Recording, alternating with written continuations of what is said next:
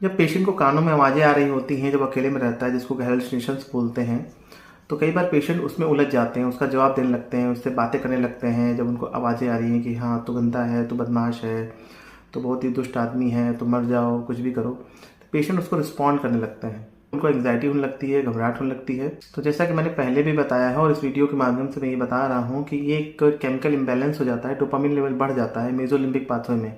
मैंने कई बार ये बात की है। तो ये आपको समझना है, एज ए घर वाले आपको समझना है। और अगर पेशेंट इस वीडियो को देख रहे हैं, स्किज़ोफ्रेनिक पेशेंट, तो उनको समझना है कि केमिकल इम्बैलेंस है, केमिकल बढ़ गया है और ये बीमारी का पार्ट है। ये कोई इंसान नहीं जो आपसे बात कर रहा है। तो आपको उन आवाज़ों पे ध्यान नहीं देना है।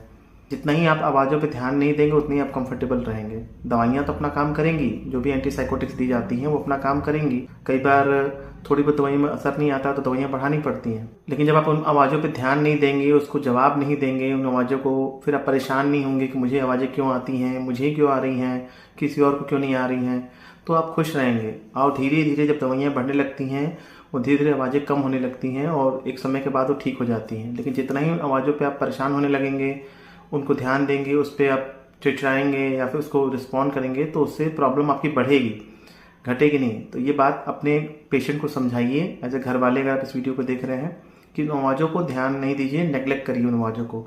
आप सब जानते हैं कि स्किज़ोफ्रेनिया एक क्रोनिक इलनेस है जिसको ठीक होने में काफ़ी टाइम लगता है। तो ये जो ट्रिक है ये आपको मदद करेगी अपनी बीमारी को ठीक करने में। अपने साइकियाट्रिस्ट से बताना जरूर है कि आपको आवाज़ें अभी भी आ रही हैं और इसका इलाज ज़रूरी है। आवाज़ें बिल्कुल ख़त्म हो जाना चाहिए, इस स्टेज तक जाना चाहिए। क्योंकि कई बार पेशेंट बोलते हैं कि थोड़ी बहुत आवाज़ अभी आती है, कभी कभी।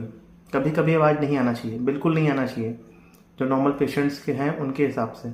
और जब तक नहीं आ रही है, ख़त्म नहीं हो रहा, तब तक उन पर आप ध्यान मत दीजिए।